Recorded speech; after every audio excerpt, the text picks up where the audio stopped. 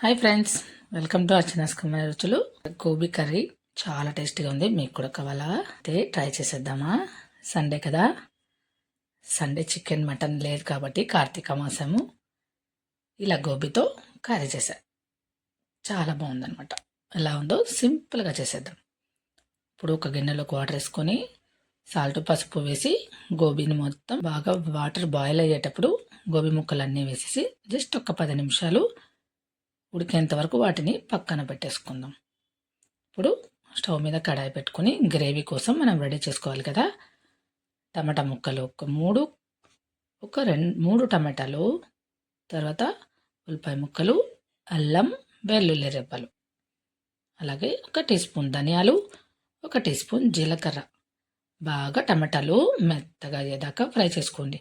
అందులో ధనియాలు కూడా మంచి ఫ్లేవర్ వస్తుంటాయి కదా, మంచి వాసన వచ్చేదాకా ఫ్రై చేసుకోండి. అవి ఫ్రై లోపు గోబీ కూడా ఉడికిపోయింది కదా, పక్కన పెట్టేసుకుందాం తీసి. చూసారు కదా, ఇవి కూడా ఫ్రై అయిపోయినాయి. ఇప్పుడు 2 రెడీ అయిపోయారు కదా. గోబీ కూడా భలే కలర్గా ఉంది కదా పసుపు వేసినందుకు.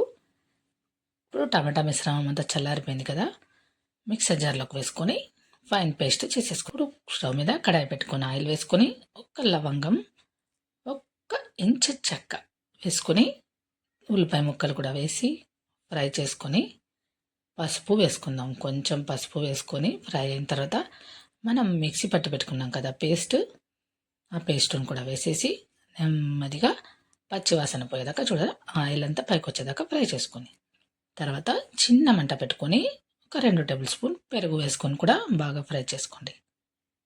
తర్వాత జీలకర్ర పొడి, మిరియాల పొడి, తర్వాత కారం మీకు రుచికి తగినంత వేసుకోండి. మరి స్పైసీగా కావాలన్న వాళ్ళు ఎక్కువ వేసుకోండి.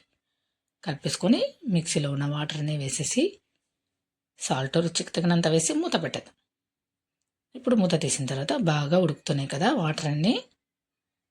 ఇప్పుడు గోబీ ముక్కలన్నీ వేసేది మాత్రం టేస్ట్ అద్దరిపోయింది. మా ఛానల్ని సబ్స్క్రైబ్ చేసుకుని లైక్ కొట్టి కామెంట్ చేయండి, అలాగే షేర్ చేయండి. సరే కదా, గోబీ ముక్కలన్నీ కలిపేసి మూత పెట్టి తీసిన తర్వాత అవి కూడా బాగా ఉడికిపోయినాయి. ఇంకా కొంచెం చిక్కగా కావాలి నాకు, మీరు కొంచెం వాటర్గా కావాలన్న వాళ్ళు స్టవ్ ఆపేసుకోవచ్చు, లేకుంటే ఇంకా చిక్కగా కావాలంటే ఇలా ఫ్రై చేసుకోవచ్చు. గరం మసాలా కొంచెం ఆప్షనల్, కొత్తిమీర పైన వేసుకొని ఒక్కసారి అలాగా నెమ్మదిగా కలిపేసుకొని 1 నిమిషం పాటు మూత పెట్టేద్దాం. మూత పెట్టి తీసిన తర్వాత ఈ మాత్రం కన్సిస్టెన్సీ ఉంటే చపాతీలోకి చాలా బాగా సెట్ అయిపోతుంది అనమాట. అంతే, చిక్కగా అయిపోయింది కదా, తీసి బౌల్లోకి వేసేసుకుందాం అంతా. సరే కదా, ముక్క చికెన్ ముక్కలాగా కనిపిస్తుంది కదా. చపాతీలు చేసుకొని తింటుంటే సూపర్ ఎమ్మీగా ఉంది. తప్పకుండా ట్రై చేయండి. Thank you so much.